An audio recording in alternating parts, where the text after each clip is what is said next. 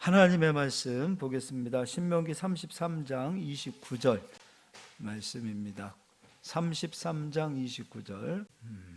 우리 다 같이 합독하여 읽겠습니다. 이스라엘이여, 너는 행복한 사람이로다. 여호와의 구원을 너같이 얻은 백성이 누구냐? 그는 너를 돕는 방패시요 내 영광의 칼이시로다. 내 대적이 내게 복종하리니 내가 그들의 높은 곳을 밟으리로다. 아멘. 작업도 인사하겠습니다. 오늘 말씀 제목은 행복한 사람. 그런데 그 뒤에 소유냐 존재냐 이렇게 되어 있습니다. 행복함에 대해서 조금 말씀을 몇 주 동안 전하고자 합니다. 오늘 본문 말씀 다시 한번 다 같이 읽어보겠습니다. 이스라엘이여, 너는 행복한 사람이로다. 여호와의 구원을 너같이 얻은 백성이 누구냐? 그는 너를 돕는 방패시요 내 영광의 칼이시로다. 내 대적이 내게 복종하리니 내가 그들의 높은 곳을 밟으리로다. 아멘. 행복에 대해서 얘기 좀 하겠습니다. 제가 대학 다닐 때 존경하는 교수님께서 그 에릭 프롬이라는 사람이 쓴 그 소유냐 존재냐 그런 책이 있습니다. 근데 그것을 그렇게 강조하시고 한 학기 동안 아예 그 책을 가지고 강의를 하셨습니다. 그래서 그냥 소유냐 존재냐가 머리에 박힐 정도로 그렇게 공부를 한 학기 동안 했었는데, 이제 그분의 그 논리는 그겁니다. 그분이 이제 심리학자이면서 철학자인데, 지금 이 현대인들의 그 행복의 기준이 소유에 있다. 그러니까 너무나 많은 것을 소유하는 것, 그리고 그 소유하는 것이 인생의 목표와 목적이 되다 보니까 우리가 행복을 잃어가고 있다, 이런 얘기를 하고 있습니다. 그래서 소유만 가지고 행복할 수 없다. 우리는 이제 그분은 이제 존재를 강조하는 거예요. 그래서 우리가 어떤 존재인지 깨닫게 되어지고, 그 존재라는 것을 알게 되어질 때 내가 이런 존재이기 때문에 상대방을 대할 때도 그분이 어떤 존재인가, 그래서 정말 인격적인 만남, 또 인격적인 교제, 이런 것들을 강조했습니다. 근데 그 책의 내용을 보면 약간 존재를 굉장히 부각시키고 소유를 약간 좀 저속한 것으로 생각할 수도 있겠다. 저는 그렇게 좀 생각이 됩니다. 근데 성경은 그분은 심리학자니까요. 그분이 말이 틀린 건 아니에요. 너무 지나친 소유, 그것으로 행복을 갖기 때문에 우리가 더 불행해지는 거죠. 그런데 성경에서는 어떻게 말하고 있냐면, 성경에서는 존재를 부인하지 않아요. 그러니까 성경에서도 우리가 어떤 존재인지를 알아야 우리가 비로소 행복할 수 있다. 그런데 그 뒤에 무소유를 말하지 않아요. 그러니까 아무것도 가지지 않았는데 나는 행복합니다라고 말할 수 있는 인간은 없어요. 우리가 소유를 부인하면은 우리가 오히려 성경에 반하는 사람들로 살 수 있습니다. 그러니까 인간은 소유할 때 또한 행복할 수 있습니다. 그러니까 존재와 소유를 우리는 다 균형 있게 가지고 가야 돼요. 제 친구가 이제 아내에게 아내 생일날 꽃다발과 함께 이제 차키를, 이제 좋은 차를 해서 차키를 꽃다발과 함께 그 영업사원이 직접 꽃다발을 가지고 가고, 그 꽃다발 속에 그 조그마한 선물이 있는데 그 선물함에 차키를 집어넣어 놨어요. 차키 2개를. 그리고서는 그 영업사원은 이제 그 아내분이 타고 가는 헌차를 가지고 가고, 그리고 그 세차 차키로 뿅 눌렀더니 바깥에 세차가 뿅 하고 등장을 했습니다. 근데 지금도 그 얘기를 하는 거예요. 그 아내분은, 우리 친구의 부인은 지금도 그때가 잊을 수 없는 행복함이었다고. 몇 년이 흘렀거든요. 벌써 10년도 더 지난 얘기인데 그때 남편이 그런 선물을 준 것에 대한 그 행복함. 그러니까 소유를 우리는 부정해서는 안 돼요. 소유할 때 얻는 그 행복, 이거는 말로도 할 수 없습니다. 오늘 우리가 가정에 대한 이야기도 했잖아요. 어떤 분이 그런 얘기 하더라고요. 결혼하면 고통, 그러나 결혼하지 않으면 외로움, 고독. 고통을 즐길 것인가, 고독을 즐길 것인가. 근데 결혼하면 고통이라는 말을 누군가가 하는데 결혼이 과연 고통일까? 고통 아니지 않습니까? 얼마나 가정이 주는 행복이 있습니까? 근데 가정 또한 소유 아닙니까? 우리가 열심히 돈을 벌어서 아파트를 샀다. 그 행복함. 그리고 이제 겨울이 지나고 봄이 되었을 때 겨울옷을 잠깐 옷장에 넣어놓고 이제 봄옷을 꺼내 입고 또 혼옷을 보내주고 새 옷을 사 입을 때 그때 여러분 행복하지 않습니까? 1년 365일 똑같은 옷만 한 벌 가지고 사는 것, 우리 사람이 봤을 때는 굉장히 정말로 어떤 면에서 보면 무소유, 정말 욕심이 없는 사람 이렇게 이야기할 수 있지만 그게 진짜 여러분 행복할까요? 그러니까 우리가 철학적으로 그리고 이상적으로는 존재하는 것만으로도 행복합니다라고 말할 수 있어요. 그러나 실질적인 우리의 삶은 존재만 가지고 행복하지 않아요. 소유할 때에 거기에서 오는 그 기쁨, 그 행복도 우리는 말할 수 없는 정말 엄청난 기쁨과 행복이라는 것. 그래서 우리는 이 두 가지를 무시해서는 안 돼요. 이 두 가지를 같이 다 가지고 가야 돼요. 작년에 겨울에 눈이 엄청 왔어요. 눈이 엄청 오는데 그 아는 목사님으로부터 전화가 왔습니다. 목사님 지금 눈 쓸고 계시죠? 그러더라고요. 그래서 어떻게 하셨어요? 목사님 주차장이 넓어서 눈 쓰는 게 굉장히 힘들지 않으세요? 저희는 주차장이 없어서 눈 쓸 일이 없어서 되게 행복합니다. 그러더라고요. 그래서 가만히 듣고 있는데 그래서 목사님, 난 눈 더 쓸어도 좋으니까 주차장 한 3배, 4배 더 됐으면 좋겠어요. 역시 목사님은 생각하는 스케일이 다르다 그러는데 눈 안 쓰는 게 행복합니까? 여러분 주차장이 있어서 눈 더 쓰는 게 행복합니까? 그렇지 않아요? 생각의 차이 아니에요? 우리는 소유할 때 주는 행복이 있어요. 그거를 무시해서는 안 돼요. 외양간에 그 얘기도 하잖아요. 소가 없으면 깨끗하다고. 근데 외양간에 소가 있어서 소로 인해서 더럽혀지는 것을 치우는 것도 행복이에요. 뭐가 행복인지를 우리가 한번 좀 생각해 봐야 될 필요가 있다라는 거죠. 그래서 오늘은 이제 성경에서 말하는 이 소유 존재의 개념을 한번 좀 찾아가 보겠습니다. 먼저 29절도 다시 한번 볼게요. 이스라엘이여 너는 행복한 사람이로다. 너 행복한 사람이다. 여호와의 구원을 너같이 얻은 백성이 누구냐? 존재죠. 내가 하나님의 백성이 되었다. 존재입니다. 근데 그 뒤에는요. 그는 너를 돕는 방패시오. 이건 소유지요. 하나님께서 우리에게 상을 주시는 거예요. 하나님께서 자기의 백성의 방패가 되어주시고 또 내 영광의 칼이시로다. 내 대적이 내게 복종하리니 내가 그들의 높은 곳을 밟으리로다. 지금 가나안 땅 들어가기 직전에 신명기 33장을 지금 마지막 써내려가는 그 가운데에 가나안 땅에 앞으로 주어질 그 소유할 것에 대한 그것을 바라보라고 소망하라고 얘기하고 있어요. 아직 주어지지 않았음에도 불구하고 가나안 땅에 주어질 그 약속들, 그 땅을 소유하게 되어질 것, 그것만 바라봐도 행복하지 않냐 이거예요. 근데 실제로 그 땅을 밟고 나의 소유로 삼을 때는 얼마나 기쁘고 행복하겠습니까? 그러니까 존재만 가지고 절대 행복하지 않아요. 존재 뒤에는 반드시 소유가 따라와요. 이게 하나님의 일하시는 방법이에요. 근데 마찬가지로 에릭 프롬이 얘기했던 것처럼 존재를 부인하고 소유만 하는 그것으로만 가다 보니까 우리가 불행해지는 거죠. 그러니까 소유로 인하여 물질의 노예가 되기 때문에 탐욕으로 인하여 물질 만능주의로 살아서 마치 물질이 돈이면 세상의 최고다. 돈이 있으면 행복할 것이다. 이런 생각을 갖는 것이 잘못된 것이지 하나님을 믿을 때 하나님께서 주시는 그 상급, 하나님께서 주시는 그 약속들 그것이 얼마나 큰 행복인지 모릅니다. 할렐루야. 이제 요한복음 1장 12절을 가서 보겠습니다.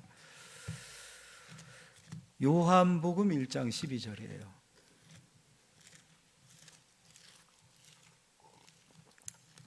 이것도 소유와 존재의 관점으로 한번 볼까요? 12절. 영접하는 자, 곧 그 이름을 믿는 자들에게는, 예수님을 믿는 자들에게는 하나님의 자녀가 되는, 이건 뭐예요? 존재예요, 소유예요? 존재죠. 이스라엘의 백성이 되었던 거죠. 자녀가 되는, 우리가 이런 존재가 됐어요. 우리가 하나님의 자녀가 되는 그 존재를 우리가 갖게 됐어요. 근데 거기서 끝나면 안 돼요. 그 뒤에는요, 권세를 주셨으니. 권세는 존재의 소유예요. 소유죠. 그러니까 예수님을 영접했을 때 하나님의 자녀가 되는 존재가 되고, 그리고 권세를 주셨어요. 그 소유까지도 같이 따라오는 거예요. 그러니까 존재와 소유가 함께 따라오기 때문에 우리는 예수님을 믿는 거예요. 그러니까 믿음 뒤에는 존재와 소유가 항상 같이 따라가는 거예요. 그리고 이번에는 이제 히브리서를 가서 보겠습니다. 히브리서 11장입니다. 6절 제가 읽어드릴게요. 믿음에 대해서 얘기하고 있어요. 믿음이 없이는 하나님을 기쁘게 하지 못하나니 하나님께 나아가는 자는 반드시 그가 계신 것과 하나님의 존재, 이번에는 하나님의 존재를 믿어야 되겠죠. 그러니까 믿음이라는 것은 하나님의 존재를 믿는 거예요. 그리고 요한복음 1장 12절에 보니까 또한 나는 어떤 존재인가? 나는 하나님의 자녀가 되었다는 거예요. 하나님이 계신 것과, 근데 그 하나님은 어떤 분이냐면 우리의 아버지예요. 우리는 그분의 자녀예요. 반드시 그가 계신 것과 또한 그가 자기를 찾는 자들에게 상 주시는 이심을 믿어야 할지니라. 상 주시는 것은 소유가 되는 거죠. 그러니까 믿음은 존재와 소유가 항상 같이 따라가요. 우리가 하나님을 믿었기 때문에 하나님께서는 상 주시는 거예요. 그러니까 내가 어떤 존재인지를 믿었기 때문에 하나님께서 우리에게 상으로, 약속으로 역사하시는 거예요. 그래서 믿음은 항상 존재와 상이, 소유가 항상 같이 따라가는 거예요. 그러니까 존재만 가지고 행복할 수 있다? 그렇지 않아요. 또 소유만 가지고 행복할 수 있다? 그렇지도 않습니다. 그러니까 존재와 소유, 이 두 가지가 항상 같이 따라가야 우리가 왜 그것을 소유해야 하는지를 고민하게 되고요, 무엇을 소유해야 되는지를 고민할 수가 있어요. 왜 우리가 이것을 소유해야 할까? 그리고 우리가 그것을 소유해야 하는 목적은 무엇일까? 그 소유가 존재라는 것을 부인하고 소유만 바라보게 되어지면은 우리는 돈의 노예가 되어지고 물질의 노예가 되어지지만, 존재를 인식하고 우리가 그 소유를 소망하게 되어질 때는 그것이 우리의 비전이 되기도 하고 소망이 되기도 해요. 그래서 믿음과 존재와 소유는 항상 같이 가는 거예요. 그리고 믿음은 어떤 믿음을 가져야 되는가? 믿음은 건강한 믿음을 가져야 돼요. 한쪽으로 치우쳐서는 안 돼요. 믿음은 존재와 소유가 항상 같이 따라가는 믿음. 존재만 부각시켜서도 안 되고 소유만 부각시켜서도 안 돼요. 이 두 가지가 항상 같이 따라갈 수 있는 믿음을 가지실 수 있어야 돼요. 이번에는 고린도전서 15장을 가서 보겠습니다.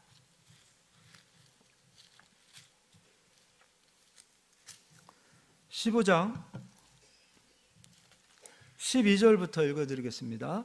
그리스도께서 죽은 자 가운데서 다시 살아나셨다 전파되었거늘 너희 중에서 어떤 사람들은 어찌하여 죽은 자 가운데서 부활이 없다 하느냐. 만일 죽은 자의 부활이 없으면 그리스도도 다시 살아나지 못하셨으리라. 그리스도께서 만일 다시 살아나지 못하셨으면 우리가 전파하는 것도 헛것이요 또 너희 믿음도 헛것이며. 그러니까 부활의 믿음을 얘기할 때 우리가 이 땅에서만의 믿음으로 끝나지 않고, 믿음은 천국을 소유하는 믿음이라는 거예요. 그러니까 반드시 이 땅의 삶 이후에 부활이 있고 그 부활 이후에 천국을 소유하게 되는 거예요. 그러니까 존재의 믿음을 가질 때 그 뒤에 천국이라는 그 소유를 가질 수 있기 때문에 이 땅에서 믿음의 길을 걷고 믿음으로 살 수 있다는 거예요.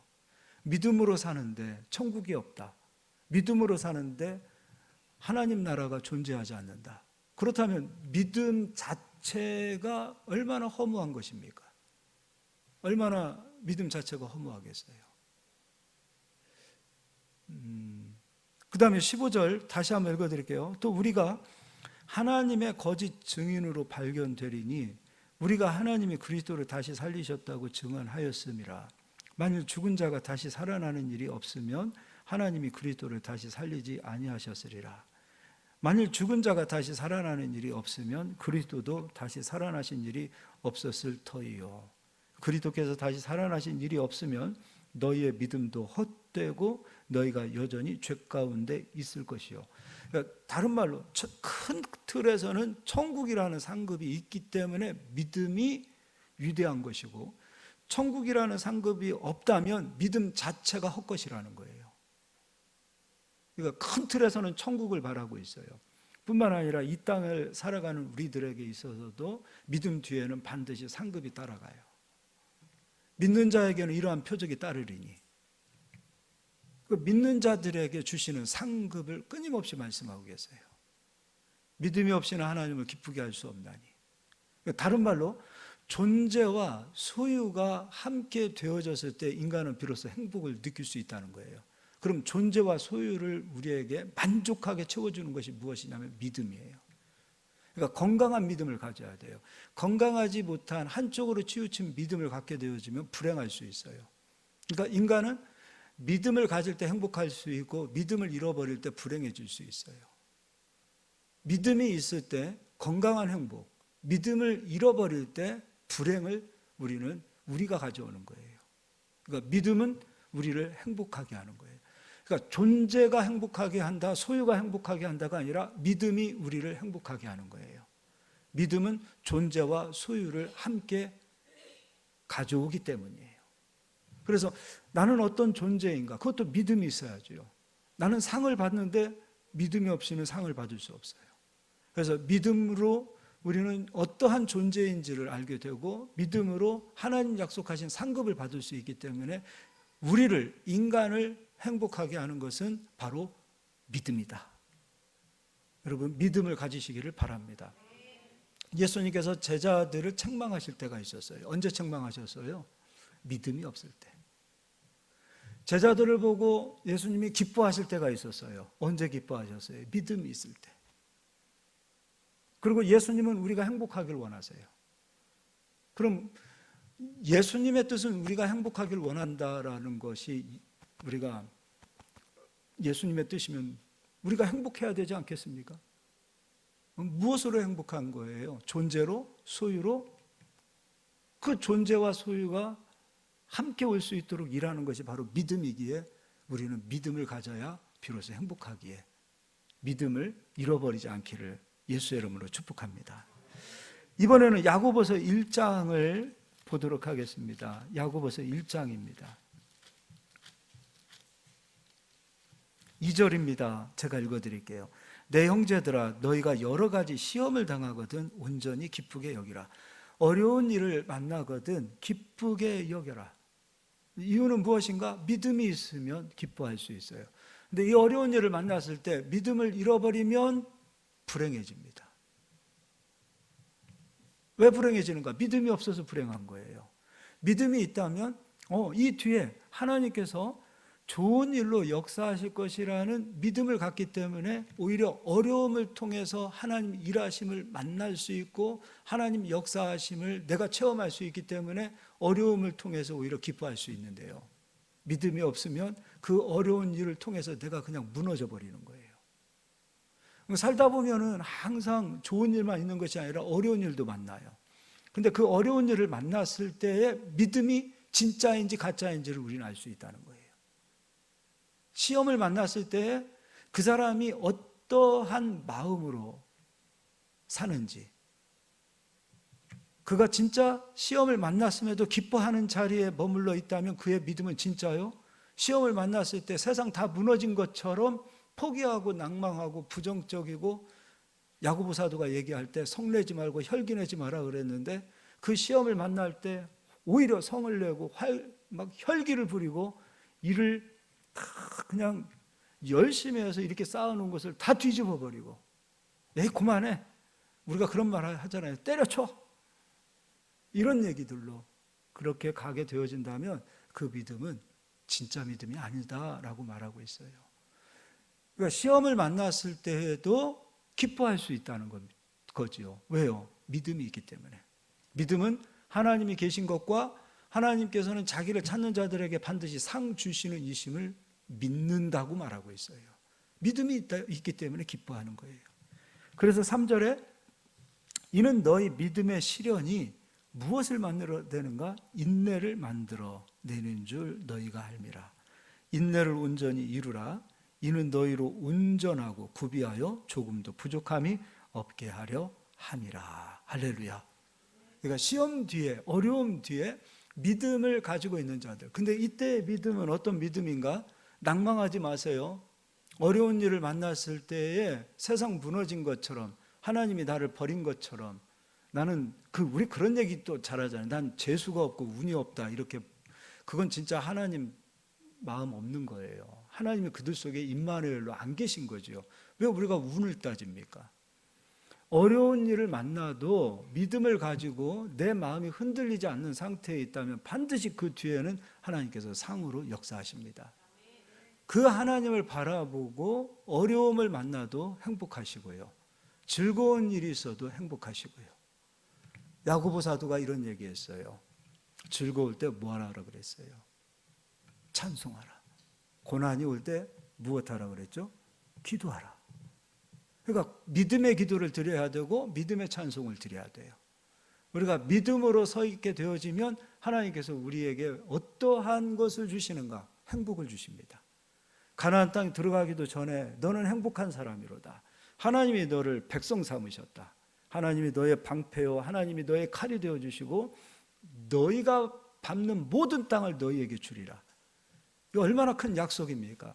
그 약속만 믿음으로 바라보았을 때, 바라보기만 했는데도 행복한데 그것을 소유하게 될 때는 얼마나 더 큰 행복을 누리겠습니까? 네, 행복하시기를 바랍니다. 네. 옆 사람 인사하겠습니다. 행복합시다. 네. 행복은 사명입니다. 하나님께서 우리에게 행복을 주셨는데 불행하다, 난 이 세상에서 제일 불쌍한 사람이다, 이렇게 얘기하지 마세요. 그건 존재를 부인하는 거예요. 하나님 나의 아버지 되어주시고 난 하나님 자녀 되었습니다.